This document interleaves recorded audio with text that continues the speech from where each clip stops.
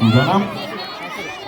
අන්දයට කිරිකියවීමේ තරගයෙන් පසුව මීළඟ තරගය අපි පවත්වනවා ඇල්පෙනෙතෙන් බැලුම් පිපිරවීමේ තරගය.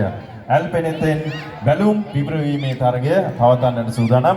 එම තරගය සඳහා විවෘත තරගයක් වැඩිහිටි විවෘත තරගයක් අසන්ත නාමල් මහත්මයා තමයි එම තරගය සංවිධානය කරනු ලබන්නේ.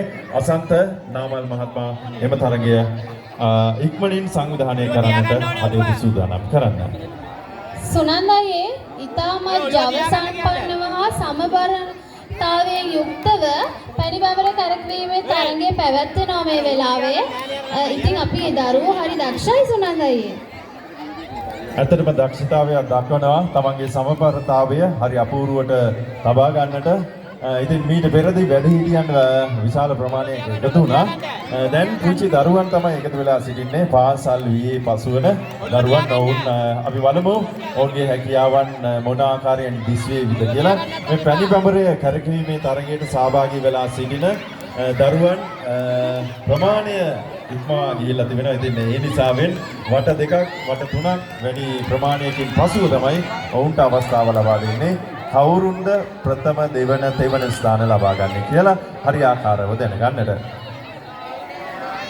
ඇල්පෙනෙතෙන් බැලුම් පිපිරීමේ තරගය, ඉදිකටුවට නූල දැමීමේ තරගය, ඒ වගේම ඉටිපන්දම් දැල්වීමේ තරගය, බෝතලයට වතුර පිරවීමේ තරගය, බෝතලයට වතුර පිරවීම තරග දෙකක් පැවැත්වෙනු ලබනවා. ඒ වගේම පොල් ගෑමේ තරගය, පොල්ලතු විවීමේ තරග පැවැත්වෙන වගත් ඔබට මතක් කර සිටිනවා. මේ තරගය සඳහා ඔබගේ නාම ලේඛනය කාර්යාලයේ වෙත බාර දෙන්න. කාර්යාලයේ වෙත බාර දී ඔබ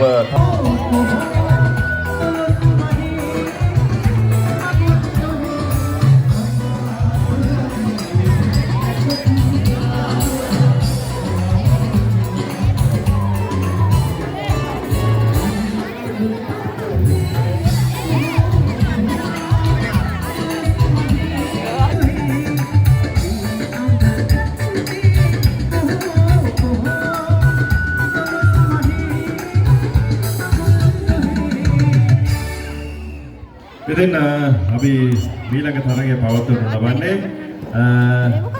බඹරය කරගෙන යන තරගයක්. එහෙම නේද? තවත් තරගය පැණි බඹරය කරගෙන යන තරගය තමයි තවත් එම තරගය සඳහා සහභාගී වන ක්‍රීඩකයන් එකතු වෙලා සිටිනවා. ඉතින් ඉන් පසුව අපි ඇල්පෙනෙතෙන් බැලුම් පිපිරීමේ තරගය පවත්වන්නට සූදානම්. සංවිධානය කරන සංවිධායක මහත්මයා